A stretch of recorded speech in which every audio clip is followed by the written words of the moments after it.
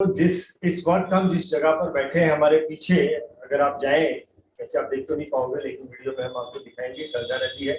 और गंगा नदी के घाट पर हम मनमोहन संगर जी के ऑफिस में बैठे हैं और मनमोहन संगर जी की जीवनी के बारे में हम जानने की कोशिश करेंगे और उससे कुछ सीखने की कोशिश करेंगे। मनमोहन जी, सबसे पहले तो मैं आपको बहुत बहुत स्वागत करता हूँ बीए टीवी में। सबसे पहले तो मैं आपसे रिक्वेस्ट करूंगा कि आपके बारे में अगर आप थोड़ी सी हमें जानकारी दें, उसके बाद हम लोग डिस्कशन शुरू करते हैं। जी, मुझे फाइनेंशियल इंडस्ट्री में काम करते करते करीब 45 साल हो चुका है। 14 अगस्त 81 से मैं इस इंडस्ट्री में हूँ। शुरुआत में 36 ईयर तक मैं LIC में चीफ एडवाइजर रहा। मेरी अपनी टीम थी, उनके साथ काम किया। करीब 20 साल से मैं म्यूचुअल फंड में काम कर रहा हूँ और 15 साल से मैं यहाँ पे स्टार हेल्थ में सिटी हेड भी रहा हूँ और अभी केयर और टाटा के साथ भी मैं काम करता हूँ। मेरा अब जो पिछले 15-20 साल से उद्देश्य है वो काम करने के साथ साथ जो नए बच्चे इस फील्ड में आ रहे हैं उनको गाइड करना, उनको ट्रेन करना, उनको काम सिखाना। किसी को रोटी खिलाने की जगह उसको रोटी कमाना कैसे आना है, अगर हम ये सिखाते हैं तो बहुत अच्छा। तो क्यों ये मकसद आपके दिमाग में क्यों आया कि अब मुझे जो है इंडिविजुअली काम करने से ज्यादा लोगों को सिखाना, ये क्यों ख्याल आया? देखिए, मेरा जन्म ऋषिकेश में हुआ है, जो देवनगरी है और पूरा उत्तराखंड बहुत पवित्र माना जाता है। तो जब मेरा जन्म यहाँ हुआ है, स्कूलिंग यहाँ हुई है, तो शायद कुछ संस्कार तो मुझे इस जमीन पे आते हैं। हमें हमारे जो जिन कंपनी में हम काम कर रहे हैं, जिस लाइन में काम कर रहे हैं, उससे जो मिला है, हम अपनी कम्युनिटी और अपनी इंडस्ट्री को क्या वापस कर सकते हैं। आप अपने लिए काम करते हैं तो नेचुरल आप अपने लिए पैसा कमाते हैं। आपने अपनी ऑर्गेनाइजेशन को क्या दिया या आपने अपने देश को क्या दिया, मेरी नजर में हो जाती है कि आप अपना तो डेवलप कीजिए, अपने लिए काम कीजिए, साथ साथ वर्किंग हैंड जो है देश के, अगर हम बढ़ाने में कामयाब होते हैं तो थोड़ा सा हमारा ये कंट्रीब्यूशन देश के लिए करना चाहिए। मनमोहन जी, आपने बताया 45 साल पहले आप आए इस इंडस्ट्री में? 81, हाँ, 14 से करीब करीब 43 ईयर्स हो चुके हैं। उसके पहले आप क्या करते थे? और नहीं, मैं इसी इंडस्ट्री से मैंने अपना काम शुरू किया है। कैसे आप आए इस इंडस्ट्री में? बस एक एडवर्टाइजमेंट मुझे कहीं मिला, उसमें 3 चीजें हैं मुझे जो मैंने पढ़ी, मुझे बहुत अच्छी लगी कि इंश्योरेंस की लाइन में आप अपने बॉस को, आपको कोई ऑर्डर नहीं कर सकता, आपसे डिस्कस कर सकता है, आपको सलाह दे सकता है, लेकिन आपको कोई ऑर्डर नहीं कर सकता कि आप ऐसा कीजिए वैसा कीजिए। दूसरा, आपने अपना कितना टाइम इस लाइन में कंट्रीब्यूट करना है ये आपके हाथ में है। जरूरत पड़ने पे आप 20-22-24 घंटे भी काम कर सकते हैं और अगर आप चाहें तो 5-7 घंटे में भी अपना काम समेट सकते हैं। अगर आप टाइम मैनेजमेंट के साथ चल रहे हैं, प्लान में चल रहे हैं, तो 5-6 घंटे का टाइम पर डे काम करना कम भी नहीं है। टाइम को मैक्सिमम यूटिलाइज होना चाहिए, टाइम किल नहीं होना चाहिए। तो तीसरी चीज जो मुझे उसमें लगी एडवर्टाइजमेंट में कि आपको कितना रुपया कमाना है, उस चेक पे आप अपने साइन खुद करते हैं। यानी कि आपकी महीने की जो प्लानिंग है उसके अकॉर्डिंग ही आपको पैसा। तो मेरा पर्सनल शौक भी था कि मैं मैक्सिमम टिक के काम नहीं कर पाता। मुझे घूमने फिरने का बहुत शौक है, नए नए लोगों से बहुत मिलने का शौक है। तो मैंने देखा कि जो मेरी हॉबीज हैं वो भी इससे पूरी हो रही है। और इसकी जब मैंने टेक्स्ट देखी, एक्चुअली तो 5 सितंबर है, टीचर डे है, तो जो जो मेरे साथ में मेरे बुजुर्ग, मेरे अधिकारी साथ में रहे, उनका बहुत प्यार, बहुत आशीर्वाद मुझे मिला है, बहुत कुछ मुझे उनसे सीखने को मिला है। उसी की बदौलत मैं समझता हूँ कि आज मैं लाइफ में कुछ करता हूँ। तो आपने वो जो एडवर्टाइजमेंट देखी थी वो LIC की थी? LIC के एक विकास अधिकारी थे, श्री RP भारद्वाज, उन्हीं के थ्रू मैं इस इंडस्ट्री में आया। और बाय द वे वो मेरी मिसेस के रिलेशन में भी हैं, बाद में रिलेशन में भी आ गए। अच्छा। तो आप जब आपने जब काम करना शुरू किया, LIC में काम करना शुरू किया, तो इसमें तो कई सारे खराब एक्सपीरियंसेस भी होते हैं, अच्छे एक्सपीरियंसेस भी होते हैं। मीन्स कस्टमर एक्वायर करना, तो हर कोई कस्टमर तो आपका बन नहीं जाता है। ठीक है, एक्चुअली कोई एक्सपीरियंस आप शेयर कर सकते हैं किसी कस्टमर का जो कि अच्छा ना हो और चैलेंजिंग हो, ऐसा कोई एक्सपीरियंस? देखिए, सबसे बड़ी बात यह है कि हमें अपने सब्जेक्ट को समझना पड़ेगा कि हम अपना प्रोडक्ट क्या है। हमारा प्रोडक्ट कोई विजुअल नहीं है, उसको आप लिक्विड में नहीं रख सकते, सॉलिड में नहीं रख सकते, गैस में नहीं रख सकते। एक थीम है, एक कॉन्सेप्ट है जिसको हम चेक करते हैं।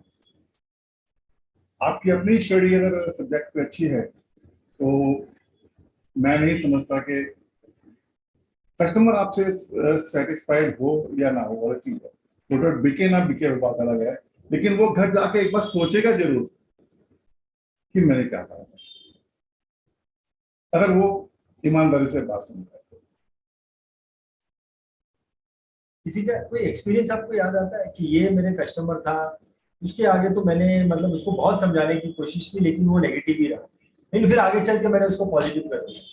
ऐसे बहुत से केस होते हैं।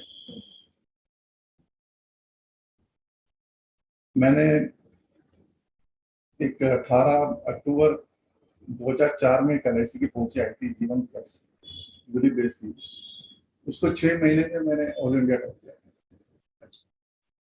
6 महीने में मोर देन 400 इंश्योरेंस केसेस और 16 करोड़ का समेशन और आपका लगभग 1 करोड़ से ऊपर का ईयरली प्रीमियम था, जिसमें सिंगल डिपॉजिट। और मेरा काम शुरू करते ही विद इन 1 और 2 मंथ जो है, मेरे एक परिचित की डेथ हुई, कार एक्सीडेंट में उनका डेथ हो गया।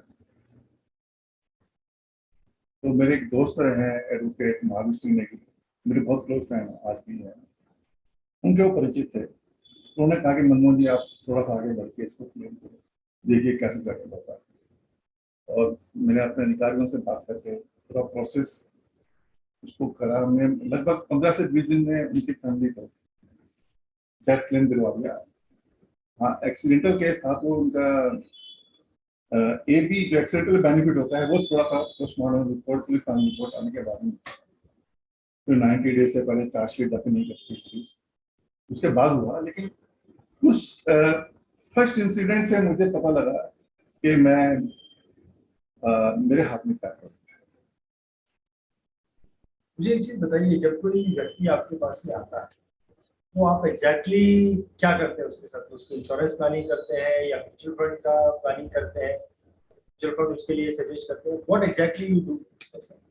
देखिए, जब भी कोई आदमी आता है, क्योंकि मैं फाइनेंशियल प्लानर हूँ, मैंने सभी इंडस्ट्री में काम किया है, तो मेरी एक तो हर कस्टमर से जब मैं बात करता हूँ तो मेरा 1 से 1.25 घंटा लगता है, और मैं एक टाइम में एक ही कस्टमर को बिठा के बात करता हूँ। मैं दूसरे कस्टमर को अलाउ नहीं करता कि वो हमारे दिल की बातें सुने, या जो कस्टमर है उसके फाइनेंशियल या उसकी फैमिली की बातें जनरलाइज नहीं होनी चाहिए। ये उसके और मेरे बीच में रहना चाहिए। लेकिन एज ए फाइनेंशियल एडवाइजर सबसे पहला मेरा सब्जेक्ट होता है, बहुत सारे लोग म्यूचुअल फंड हेल्थ के लिए आते हैं, लेकिन मैं फिर भी 15 से 20 मिनट उनको कहता हूँ कि फर्स्ट आप जो है टर्म इंश्योरेंस करें। और टर्म इंश्योरेंस भी आपकी एनुअल इनकम जो भी है उसका एटलीस्ट 20 टाइम्स होना चाहिए, कम से कम 20 गुना। बाकी सब कुछ हो सकता है, आप इन्वेस्टमेंट 6 महीने बाद कर सकते हैं, हेल्थ इंश्योरेंस भी हफ्ता 10 दिन बाद कर सकते हैं, लेकिन आज शाम को आपके 20 बच्चों के पास देने के लिए आपके पास क्या है? ये सबसे जरूरी है, क्योंकि शाम के 6 घंटे भी लाइफ का कई बार बहुत बड़ा पार्ट होता है, और कल तो कभी आती नहीं है, जो है आज है और अभी है। तो जो इंसान इस चीज को समझ ले, तो मैं नहीं समझता कि उसको इंश्योरेंस में कभी वो मना करेगा। और मैं आपको बताऊं, मैं हालांकि 8-10 साल से इंश्योरेंस नहीं कर रहा हूँ, तो मैक्सिमम कस्टमर को मैं टर्म इंश्योरेंस के लिए सजेस्ट करता हूँ। लेकिन टर्म इंश्योरेंस में भी मैं ये मान के चलता हूँ कि अगर मुझे टर्म इंश्योरेंस समझाने में 4.5 मिनट से ज्यादा का टाइम लगता है, तो कहीं ना कहीं मैं फेल हूँ। क्योंकि दिन निकला है तो सूरज तो चमकेगा, इसमें कोई बताने वाली बात नहीं। एक इंसान और उसकी फैमिली के लिए, क्योंकि अपने इंडियन सिनेरियो में अभी जो न्यूक्लियर फैमिलीज हो गई हैं, कंबाइंड फैमिली नहीं रहती, और लाइफ तो रिस्की है। वो ये कहे कि वो आया था चला गया, मैं ऐसा नहीं मानता। मैं तो साफ कहता हूँ कि दुनिया में हर इंसान आता ही जाने के लिए है, रुका कोई नहीं है। आने का और जाने का उसका टाइम कम ज्यादा हो सकता है, लेकिन वो रुकेगा कभी नहीं, कभी ना कभी उसको जाना ही पड़ेगा। वो 10-20-50 साल बाद भी हो सकता है, और अगले 50 सेकंड के बाद भी हो सकता है। अब आप देखिए कि 11/9 में वर्ल्ड ट्रेड सेंटर पे अटैक हुआ, करीब 3,000 आदमी मारा गया।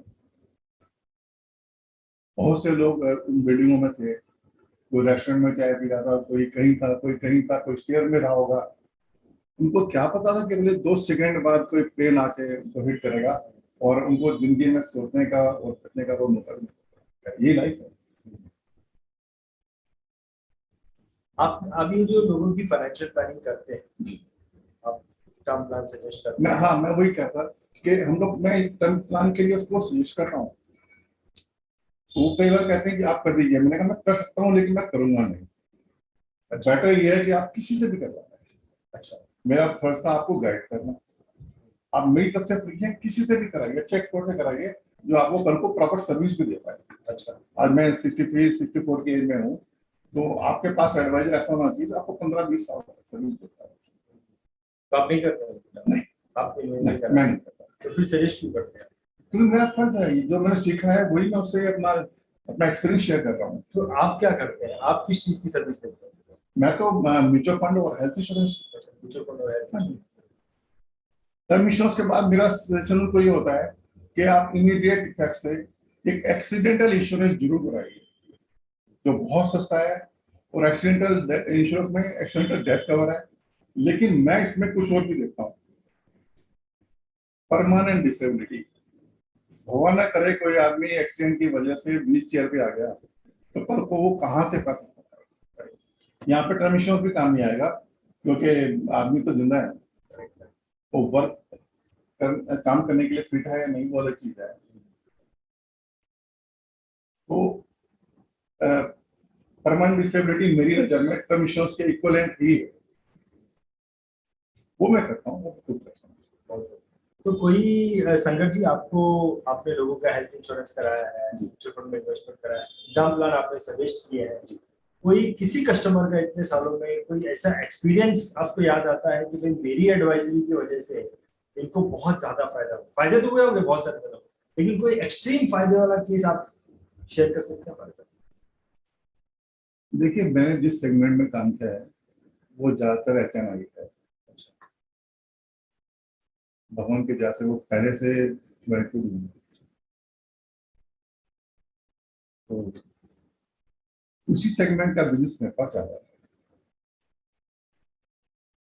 मैं ये कहूँ कि मेरे काम करने से उनको बहुत फर्क पड़ा होगा, तो मैं वो नहीं मानता। आज तक में जो आदमी को 20 करोड़ का आदमी है, 50 करोड़ का है, 100 करोड़ का है, 500 करोड़ का है, 1000 करोड़ का है, तो मैं ये नहीं कहता कि मेरे काम की वजह से उनको बिजनेस में बहुत फर्क पड़ा होगा। मेरी ज्यादातर जो क्लाइंटेज है वो डॉक्टर्स और HMI, लेकिन उनको भी वो अपनी लाइन के एक्सपर्ट हो सकते हैं, क्योंकि आज उन्होंने पैसा कमाया हुआ है। वो चाहे रियल एस्टेट में है या डॉक्टर है, किसी भी लाइन में है, वो अपनी लाइन के एक्सपर्ट होते हैं, लेकिन वो फाइनेंशियल एक्सपर्ट भी हों, ये कुछ जरूरी है। मैं आपसे एक छोटी सी बात कहता हूँ, आपके और हमारे परिवार कोई 10, 20, 50 साल से पैदा होने शुरू नहीं। आज से 5 जनरेशन पहले भी कोई था, 10 जनरेशन पहले भी कोई था, 25 जनरेशन, 50 जनरेशन पहले भी कोई रहा होगा, तभी आज हम उस सीक्वेंस में है। सिर्फ 3 कम्युनिटीज को छोड़ के, जिसमें नंबर 1 गुजराती है, जो इन्वेस्टमेंट क्या होती है और एक लॉन्ग टर्म इन्वेस्टमेंट क्या होती है, जिसे कॉन्सेप्ट समझते हैं। दूसरा मारवाड़ी राजस्थान के, थर्ड जैन फैमिली में, वो इन्वेस्टमेंट के साथ साथ लॉन्ग टर्म इन्वेस्टमेंट की वैल्यू क्या है वो समझते हैं। लेकिन हमारे यहाँ बाकी कम्युनिटी जो है सिर्फ खाने पीने पे और आज का सोचते हैं, वो कल का नहीं सोचते हैं। इसीलिए जनरेशन टू जनरेशन हमें काम करना पड़ता है। काम क्यों करना पड़ता है कि हर जनरेशन ने नई जनरेशन को पैदा किया, उसके लिए सब कुछ किया। मैं ये नहीं कहूँगा कि उन्होंने बच्चों की पढ़ाई में, उनके लालन पालन में या उनको जो बेस्ट दे सकेंगे उन्होंने दिया होगा। अगर उनकी हिम्मत हैसियत नहीं रही होगी तो फिर उन्होंने कहीं ना कहीं से किया होगा, चाहे कर्जा लेके किया हो, पर नहीं किया तो फनिश। अगर आप 25 से 50 साल तक थोड़ी थोड़ी स्मॉल इन्वेस्टमेंट भी लेके चलते हैं तो परिवार में इतना वेल्थ क्रिएशन हो जाता है कि 30, 35, 40 साल के बाद में परिवार का कोई मेंबर काम ना भी करे तो चलेगा, क्योंकि वो अपने बिजनेस से या फिर अपने एजुकेशन से जो पैसा कमाएगा उससे कहीं ज्यादा उसको रिटर्न उसकी इन्वेस्टमेंट आएगा। एक चीज मुझे बताइए संगत जी, तो 45 इयर्स हो गए आपको काम करते जी, करीब 45 साल हो गए। 45 साल में आपने कई सारी चीजों को ओवरकम करते हुए जो है आप कंसिस्टेंटली आज 45 साल तक बिजनेस कर रहे हैं जी। इन 45 सालों से आपने कई सारी चीजें सीखी होगी। ये जितनी भी चीजें आपने सीखी है, अगर इनको निचोड़ा जाए तो क्या चीज द बेस्ट लर्निंग क्या आपके सामने आती है 45 सालों में? देखिए, सबसे बड़ी बात तो यही है कि अगर हम एक प्रोफेशनल के रूप में एक सर्विस में काम करते हैं तो हमारे टर्म्स कंडीशन क्लियर होती है, हमें कितना पैसा मिलना है दूसरे पर डिपेंड करता है। सर्विस करते हुए आप ये उम्मीद नहीं कर सकते कि आप इस महीने 50,000 कमा रहे हैं तो अगले महीने से आपको 5 लाख मिलने लग जाए, वो पॉसिबल नहीं है। लेकिन एक प्रोफेशनल जो है वो अपने काम की बदौलत कोई भी लेवल अचीव कर सकता है। हालांकि हमारे परिवार में रियल एस्टेट था, अच्छा खासा था, लेकिन मैंने अपनी शुरुआत अकेले बेच कर की। और आप जिस घर में बैठे हैं, जिस ऑफिस में बैठे हैं, ये 89 में मैंने खुद ही बनाया सारा का सारा। लेकिन ये मैं कहूँगा कि मैंने ऑफिस फ्रंट संभाला, मेरा परिवार और बच्चों को संभालने की जिम्मेदारी मेरी वाइफ की। मैं घर के मामले में नहीं बोलता, ये मेरे बिजनेस का मामला है। मुझे एक चीज बताइए कि किसी भी बिजनेस में जो सबसे क्रुशियल पार्ट है वो मुझे ऐसा लगता है कि लंबे समय तक एक ही बिजनेस में टिके रहना। Consistency is the most crucial part. आपको क्या ऐसा लगता है कि आप में क्या ऐसी बात रही या आपकी क्या ऐसी सोच रही जिसकी वजह से आप जो है इस बिजनेस में टिके रहे और आपने ग्रोथ भी हासिल की? देखिए, किसी भी प्रोफेशन में आप आते हैं तो जितने आप ओल्ड होते रहते हैं, जितना आपका एक्सपीरियंस बढ़ता रहता है, उतना आपका कॉन्फिडेंस लेवल भी बढ़ता रहता है। और एक ही लाइन की जब आप काम करते हैं तो आपकी एक्सपर्टीज में दिन प्रतिदिन सुधार होता है। लर्निंग जो है एक लाइफ टाइम प्रोसेस है, कभी भी ट्रेनिंग का पार्ट लाइफ में खत्म नहीं होता। रोज कुछ ना कुछ आपको पढ़ने सीखने को मिल जाता है। और इवन हर इंसान से छोटा हो या बड़ा हो, आप अगर चाहें तो कुछ ना कुछ सीख सकते हैं। चलिए इसको मैं इसको दूसरे तरीके से आपसे पूछ रहा हूँ। कई सारे लोग ऐसे हैं जो आधे रास्ते में डाइवर्ट हो जाते हैं, वो दूसरा काम शुरू कर देते हैं, तो दूसरा काम शुरू कर, और end of the day they are not successful. वो ऐसा क्यों होता है उनके साथ में, आपको क्या लगता है? देखिए, हमारा इंश्योरेंस और म्यूचुअल फंड इंडस्ट्री में फर्स्ट ईयर ड्रॉप आउट जो है आई थिंक 95-96% है। जितने लोग आते हैं 95-96% लोग वेरी फर्स्ट ईयर क्लच करते हैं, क्योंकि वो सिर्फ रिलेशनशिप में या जाने वालों के साथ में काम करते हैं, वो सब्जेक्ट की नॉलेज नहीं रखते, ना वो सीखना चाहते हैं। शुरुआत में वो 10-15-20 दोस्तों रिश्तेदारों का इंश्योरेंस वगैरह कर लेते हैं या डिपोजिट ले आते हैं, तो लेकिन उससे तो आपका पूरी जिंदगी काम नहीं चल सकता। जब तक आपको सब्जेक्ट की नॉलेज नहीं होगी, आप होल्ड कर एक ऐसे आदमी से जिसको आप बिल्कुल नहीं जानते, जिसके बारे में कुछ नहीं जानते, जब तक आप उससे बात करने में कामयाब नहीं होते, अपनी बात उसको समझाने में कामयाब नहीं होते, तब तक सक्सेस नहीं।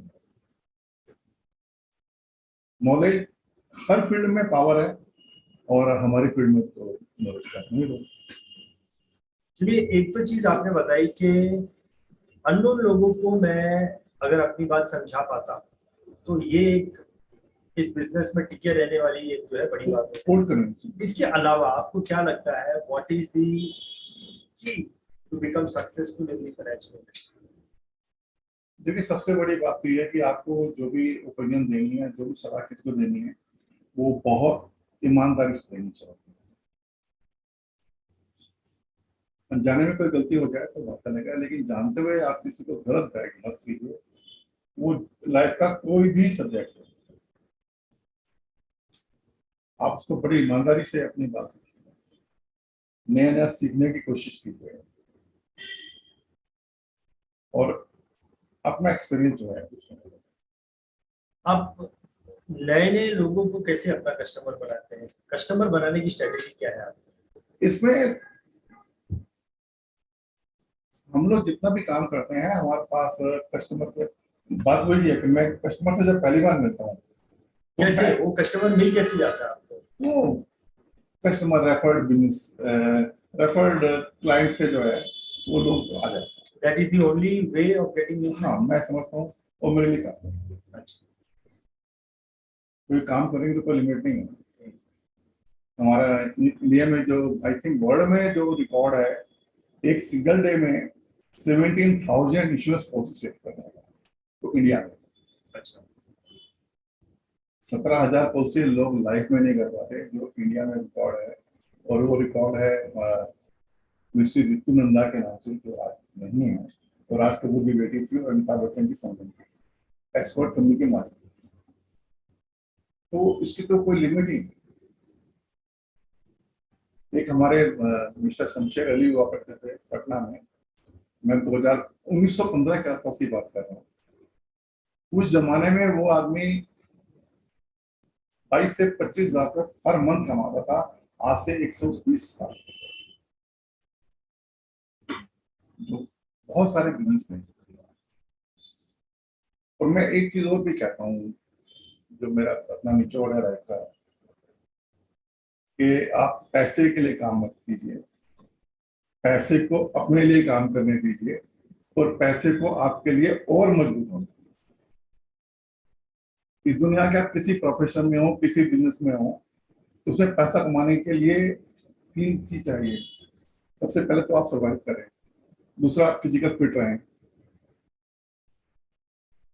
लेकिन अगर आपकी इन्वेस्टमेंट, अगर आपकी सीजन से पैसा कमाने लगती है, ऐसा कोई भी काम जिसमें आपकी इन्वॉल्वमेंट जीरो हो, और आपको तब भी इनकम आ रही हो, जब तक वो स्टेज नहीं आती, मैं नहीं समझता कि कोई भी चीज मान्य करेगी। वर्ल्ड में कोई भी लाइन, कोई बिजनेस, कोई सब्जेक्ट फॉर एवर नहीं है। उन्होंने मुझे सिखा भी दिया है कि आप सोच, आज से 5 साल पहले सोच सकते थे कि एविएशन इंडस्ट्री ग्राउंड हो जाएगी, 5 स्टार होटल्स इंडस्ट्री बंद हो जाएगी, 4-4 महीने जो है उसमें एक भी कस्टमर नहीं आ पाए, कस्टमर घर से बाहर ही नहीं निकल पाता, तो जाएगा कहाँ से? लोगों के 3-3, 4-4 महीने में घर में हेयर कट इतने हो गए, बाल इतने बड़े हुए थे, वो सभी घर में थे, तो इनकम कहाँ से आएगी?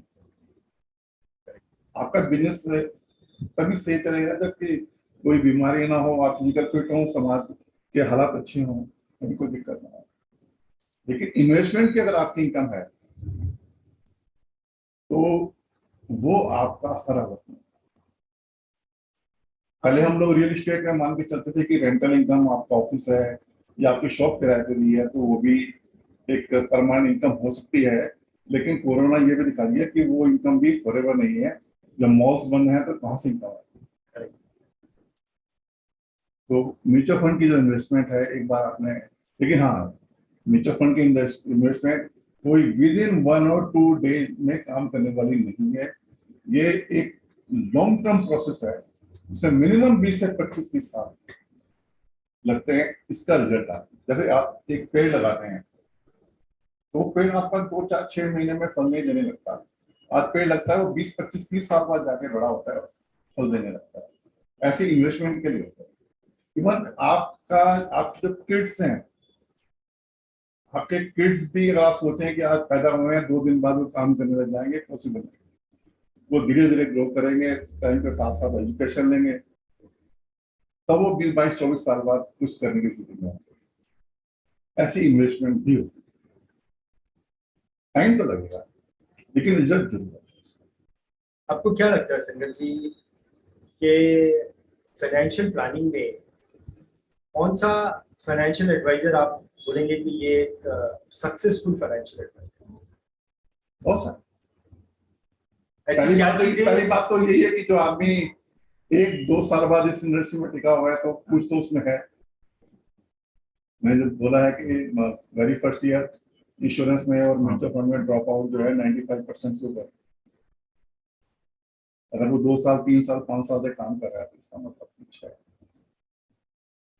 लेकिन हाँ, लोगों का विश्वास तभी होता है जब वो 5 से 10 साल इस इंडस्ट्री में रहता है, तब लोगों को लगता है कि नहीं, हाँ अब ये इतने साल से काम कर रहा है, अब ये शायद इसी फील्ड में काम करेगा, तब आपका बिजनेस ज्यादा से ज्यादा। तो फाइनेंशियल इंडस्ट्री में सक्सेस की परिभाषा यही है कि वो 5 साल काम करेंगे। उसका आप ये मान के चलें कि जब तक 5-10 साल का उसका पीरियड नहीं उसने काम किया तब तक उसकी सब्जेक्टिव फील्ड पे ग्रिप नहीं बने। वो विश्वास धीरे धीरे ही बनता है।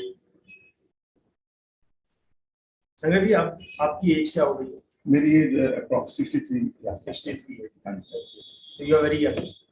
यहाँ से यहाँ से आगे अब आपके क्या प्लान है, क्या विजन है, क्या करना चाहते हैं?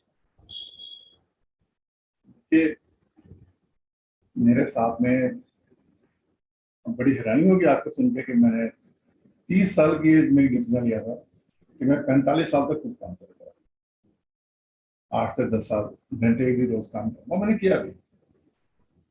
और 46 साल से 50 साल तक का मेरा सोच थी कि मैं 5 से 6 घंटे काम करता हूँ, 2 से 3 घंटे अपने लिए निकालता हूँ, ताकि जिंदगी की रेस में जो मैंने सिर्फ काम पे ध्यान दिया है वो मैं कुछ अपने लिए निकालूं, अपने परिवार के लिए निकालूं, अपने बच्चों के लिए निकालूं। और 50 साल के बाद में मेरा ये था कि मैं कोशिश करूंगा कि काम में 3 से 4 घंटे या 5 घंटे करूँ। तो मोहन के जैसे 14-15 साल से यही है कि मैं 4-5-6 घंटे ही काम करता हूँ। बाकी टाइम मैं फिर अपनी फैमिली को, अपने बच्चों को, अपने परिचितों को, अपने दोस्तों को अपने साथ। टाइम मैनेजमेंट बहुत बड़ी चीज है। अगर आप टाइम मैनेजमेंट चले तो बहुत कुछ कर सकते हैं। संगत जी, आप जो फाइनेंशियल एडवाइजर आपको देख रहे हैं, सुन रहे हैं, आप उन्हें क्या सलाह देना चाहोगे? मेन तो ये एक सब्जेक्ट को समझें। फाइनेंशियल प्लानिंग क्यों होनी चाहिए ये आपको बताना है। और उसके साथ साथ फाइनेंस, दिक्कत ये है कि हम लोग फाइनेंशियल प्लानिंग के बारे में जानते ही नहीं है। मैं आपको एक छोटा सा एग्जांपल देता हूँ। आपने नोबेल प्राइज का नाम सुना होगा। फाइनेंशियल प्लानिंग क्या होती है? Nobel prize. मिस्टर नोबेल जिन्होंने गन पाउडर का आविष्कार किया, बारूद का, डायनामाइट का, उन्होंने कई देशों में अपनी फैक्ट्रियां लगाई और उनको बड़ा अभिमान था कि लोग मेरे को बहुत मानते हैं, मैंने बहुत सारे लोगों को रोजगार दिया। कि लोग मेरे बारे में अच्छा ही सोचते होंगे। इत्तेफाकन एक शाम को अपने घर में बैठे हुए थे, तो एक अखबार उनके सामने आया, इवनिंग न्यूज के, उनके फोटो के साथ में उनके मिस्टर नोबेल की आज तक हो गई, और मिस्टर नोबेल खुद अपना न्यूज पढ़ रहे हैं कि मेरी डेथ हो चुकी है। ये बात उनको बहुत गुस्सा आया, लेकिन फिर उन्होंने कहा चलो एक काम करता हूँ, मैं देखता हूँ कि लोग मेरे बारे में क्या कहते हैं। तो घर से बाहर निकलते हैं, अपना गेटअप चेंज करते हैं, दाढ़ी मूंछ से जो भी उन्होंने करके बाहर निकले, तो देखा कि इतनी छोटी छोटी शॉप्स थी चाय वगैरह की, जहाँ पे आम पर लोग इकट्ठे होते हैं। तो एक आम राय ये थी कि अच्छा हुआ मर गया, उसने करा क्या, लोगों को मारने का आविष्कार ही तो किया। उसको बड़ी हैरानी हुई, तो वो सोचता था कि मैंने इतना बड़ा आविष्कार किया है, इतने लोगों को रोजगार दिया, लोग मेरे बारे में अच्छा समझते होंगे, लेकिन यहाँ तो एक आम राय जो है मेरे खिलाफ है। तो उनको एक टाइप से वैराग्य आ गया, उन्होंने धीरे धीरे अपनी सभी इंडस्ट्री शेयर कर दी। अगले दिन उन्होंने डिक्लेयर किया कि मैं जिंदा हूँ। उन्होंने सारा पैसा इकट्ठा करके एक नोबेल फाउंडेशन बनाया और नोबेल प्राइज की शुरुआत की। लेकिन नोबेल प्राइज फंड में एक चीज मेन रखी कि उन्होंने अपनी कैपिटल लॉस होने का प्रोविजन नहीं किया। उन्होंने कहा कि इसका जो प्राइज डिस्ट्रीब्यूशन होगा, वो जो मेरे फंड से यील्ड आएगा उसका 50% खर्च किया जाएगा और 50% उसमें री इन्वेस्ट होगा। शुरुआत में दो ही फील्ड के लिए, डॉक्टर्स के लिए और एक सोशल वर्कर के लिए ही रखा गया था नोबेल प्राइज, और $5,000 वो प्राइज में दिया करते थे एक आदमी को। अब धीरे धीरे 12 से 15 डिफरेंट फील्ड्स में नोबेल प्राइज हर साल दिए जाते हैं, और लगभग $1.5 लाख के आसपास आज की तारीख में हर एक को मिलता है। क्यों? उसका फंड का साइज इतना हो गया है कि उसकी रिटर्न बहुत अच्छी आने लगी है। नोबेल प्राइज की ऑर्गेनाइजिंग कमेटी के लिए भी यही कंडीशन कि जो मेंबर होंगे वो अपना खर्चा खुद उठाए, और जो फंक्शन है उसका भी सारा खर्चा स्पॉन्सर होगा, हमारे यील्ड से पैसा नहीं देगा। तो कैपिटल लॉस नहीं होना चाहिए। कैपिटल से मतलब आप अगर आप फल खाने के लिए पेड़ ही काट देंगे तो फिर आप कितनी बार फल खाएंगे। अगर आप एक पेड़ के फलदार पेड़ जो है उसके फल खाते रहे तो वो पेड़ 10, 20, 50 साल चल सकता है। और आपने रोटी खत्म कर दी तो फिर तो कुछ भी नहीं। यही लाइफ में भी होता है कि हम कैपिटल नहीं बनाते, कमाया खर्च कर दिया, हो जाएगा देखा जाएगा, अभी तो बहुत टाइम है। यही इंसान की लाइफ में चलता है। बहुत बढ़िया। तो मुझे ऐसा लगता है कि इन्वेस्टमेंट इंडस्ट्री में मैंने इतने लोगों का इंटरव्यू लिया, लेकिन ये जो छुपी हुई कहानी थी और इसका इम्पोर्टेंस भी समझ में आता है, जो नोवेल आपने बताया कि किस प्रकार से जो है वो आज वो फंड इतना बड़ा हो गया है बिकॉज ऑफ द इन्वेस्टमेंट। 125 साल हो चुके हैं शायद। क्या बहुत बढ़िया। तो मिस्टर मनमोहन संगत जी, आपकी लाइफ जर्नी के बारे में पता चला, आपके विचारों के बारे में पता चला, और आपके काम करने का तरीका उसके बारे में पता चला। अगर इन सारी चीज़ों को थोड़ा गौर से देखा जाए तो बहुत बहुत कुछ सीखने को मिलता है इससे। संगत जी, मैं आपको बहुत बहुत धन्यवाद करना चाहूँगा कि आपने इंटरेस्ट लिया हमारे साथ में अपनी जीवनी के बारे में बताने के लिए, और हमें बहुत कुछ सीखने मिला है आपसे। बहुत थैंक यू। ये हमारा LIC कॉन्सेप्ट है। LIC में भी लाइफ फंड बना हुआ है। अच्छा। ये जो मॉडल हम लेते हैं उसको हम लाइफ फंड में डालते हैं, उसके इंटरेस्ट से जो है हम कैलकुलेट करते हैं। सबसे बड़ी बात है कि हम लोगों की इंडस्ट्री में इस टाइप के एक्सपोजर बहुत कम मिलते हैं। अगर इस टाइप के प्लेटफॉर्म मिलते हैं तो हर एक व्यक्ति को हर हालत में जरूरी इसको अटेंड करना चाहिए। हमें कुएं का मेडल बन के नहीं रहना चाहिए, दुनिया में देखना चाहिए कि दुनिया कहाँ उड़ान है। तो हमारी इंडस्ट्री में भी क्या क्या हो रहा है वो हम जब तक नई नई चीजें नहीं सीखेंगे तब तक नहीं जानता। इस टाइप के जो फंक्शन है वो हमारी इंडस्ट्रीज के लिए बहुत अच्छे हैं, बहुत फायदेमंद है, और जितने भी ज़्यादा से ज़्यादा लोग उसको ज्वाइन कर सकें अच्छी बात है। Thank you sir.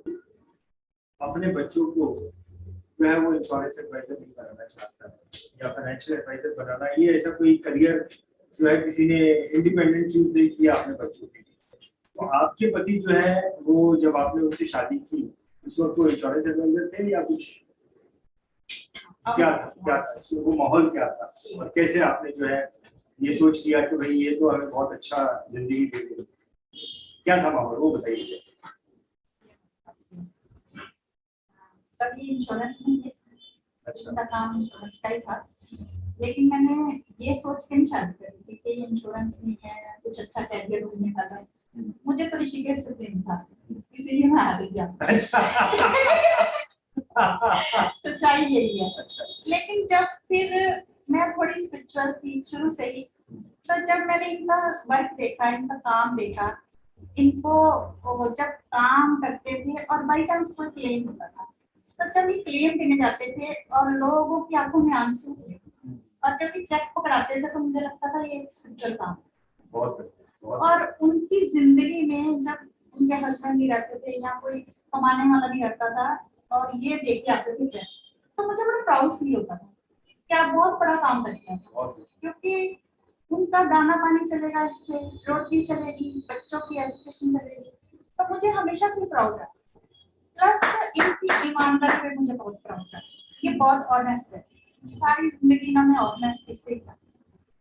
मेरे 2 बच्चे हैं, आज वो दोनों वेल सेटल हैं, एक कनाडा में है, एक ऑस्ट्रेलिया में है, 15 साल से है। तो मेरे बच्चों में भी ऐसे संस्कार है, बहुत ईमानदार, बहुत संस्कारी बच्चे हैं।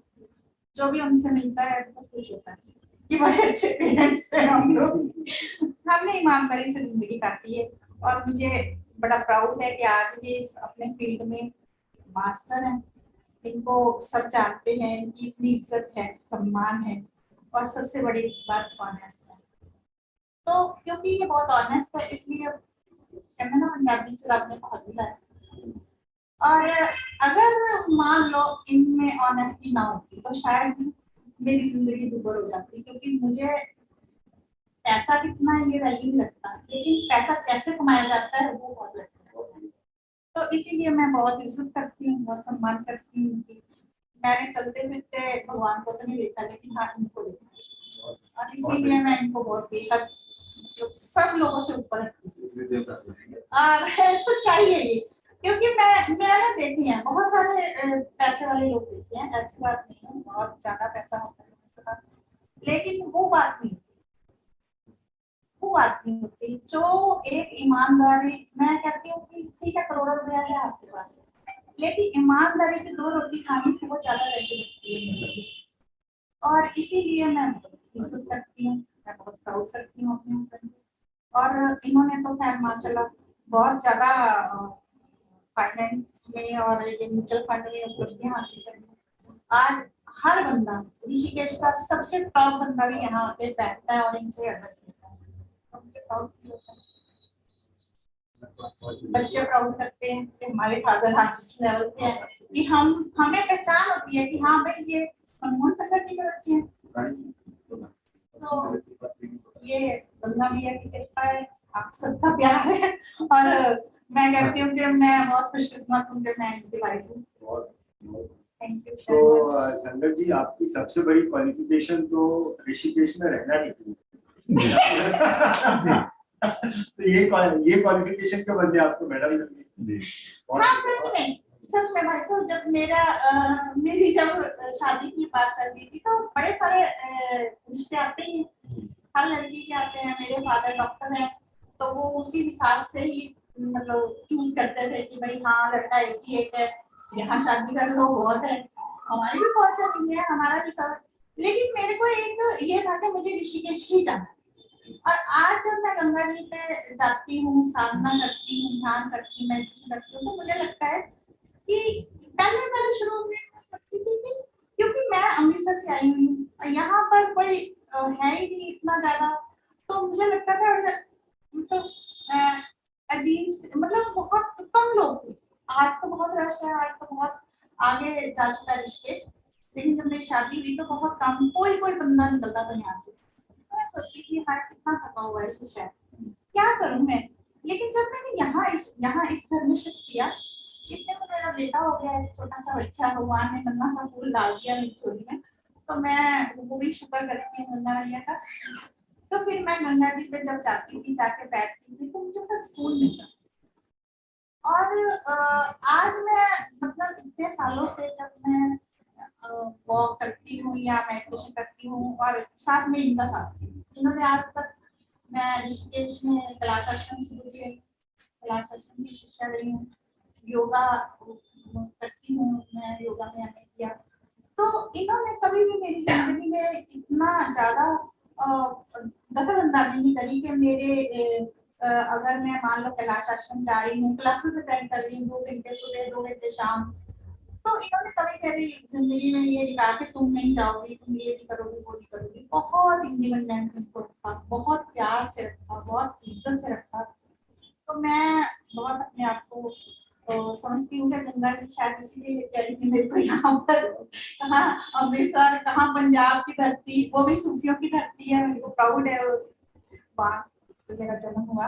लेकिन यहाँ भी ऐसी ही जगह मिली मुझे, तो मैं बहुत खुश हो रहा हूँ, बहुत बहुत ज्यादा अपने आप को खुशकिस्मत समझती हूँ। क्योंकि मैं फाइनेंशियल एडवाइजर हूँ भी, और फाइनेंशियल एडवाइजर लोगों की जिंदगी पर ही मैं जो है चर्चा करते रहता हूँ। और ये चीज बार बार निकलती है कि भाई एक इंश्योरेंस एडवाइजर है, उससे कोई लड़की की शादी करना चाहेगी, कोई डॉक्टर से करेगी, इंजीनियर से करेगी। लेकिन मैंने पहली बार ऐसा सुना कि कोई ऐसा भी सोचता है कि ये स्पिरिचुअलिटी का काम है, और मैं भी स्पिरिचुअल हूँ, इसीलिए मैंने जो है ये रिश्ता एक्सेप्ट किया। मेरे को सच में एक बार क्या हुआ कि एक बंदा बिल्कुल, उसको शायद बुरी लगी थी, कुछ ऐसा केस था, तो मैंने इनको देखा कि ये कर क्या रहे हैं, ये रात भर सोए थे। मैंने कहा मैं बड़ी परेशान, तब मेरी नई शादी हुई थी, तो मैंने कहा ये क्या हुआ है, तो ये मेरे को बताया तो है ना, क्योंकि इनको लगता था मैं टेंशन में आ जाऊंगी। तो ये सारी रात ऐसे घूमते रहे, और मेरे को समझ नहीं आ रहा था ये क्यों परेशान है। तो मेरे को अगले दिन इन्होंने उठ के कहा कि मैं चाहता हूँ 3 दिन ये बंदा और जिंदा रहे। तो मैं हैरान थी, इसलिए कि इसकी किस्त जमा नहीं, मैं करवा के आऊंगा तो क्लेम मिलेगा, चेक में पास ही जमा करनी पड़े, वो चेक में मेरे को पास से जमा करनी है। लेकिन ये मतलब उसको गोली लगी कि डेथ ना हो जाए, तो इनके हर काम में 2 दिन छुट्टी थी, शनिवार वाली छुट्टी थी, बड़ा परेशान वर्किंग डे जो है, हाँ कुछ ऐसा था। और हरिद्वार में था, और मेरे को बड़ा मतलब इतना लगा कि ये बंदा क्या है भाई है। और ये भी हमारे पास बहुत सिस्टम है, हम तो बहुत डाउन टू अर्थ रहे हैं, और आपको पता ही है उस फील्ड में पहले धीरे धीरे ग्रो होता है, ये कोई ज्यादा तो है नहीं है। तो फिर भी इनकी सोच में मैं मतलब मैंने वही कहा ना कि इनकी सोच इतनी ऊंची थी, तो मेरे को हमेशा लगता था कि अरे कमाल है। और ये करवा के आए, उस दिन मैंने इनके फेस पे इनके इतनी स्माइलिंग और इतनी सेटिस्फेक्शन देखी, मैंने कहा कमाल है, हो गया, हाँ जिंदा है कि जिंदा है। उसके बाद 2 साल जिंदा रहा, लेकिन उसकी किस्त जमा करा दी ताकि उसको क्लेम मिल सके कि कल को कुछ हो जाए तो कुछ ऐसा ना हो जाए इसके साथ, क्लेम ना।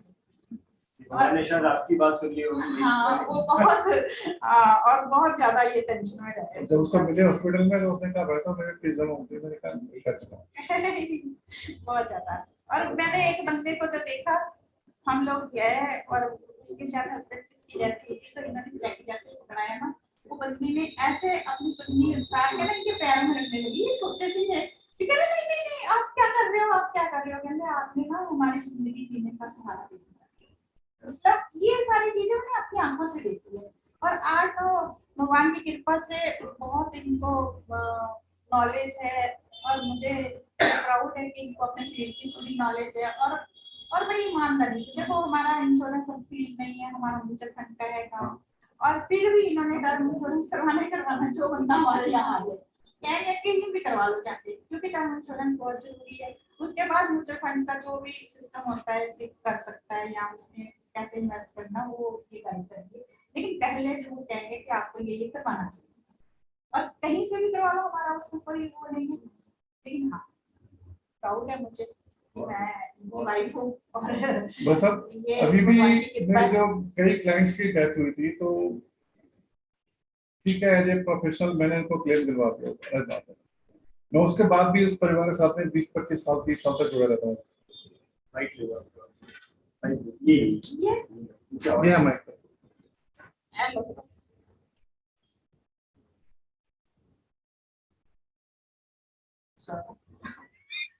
ये तो अच्छा है, कोई मुश्किल नहीं है। अब आप कर लो, ठीक है ना? आप ऐसे रखो।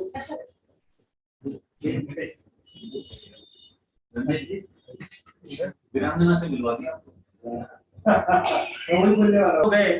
और आपका इंटरव्यू जो हुआ है, आपने जो बातें की है, उसमें से अभी बहुत लोगों का भला होने वाला है। बहुत सारे इंश्योरेंस एजेंट ऐसे हैं जिनको बहुत सारी लड़कियों ने रिजेक्ट कर दिया है ये बोल के कि इंश्योरेंस एजेंट है, उनका भला हो जाएगा।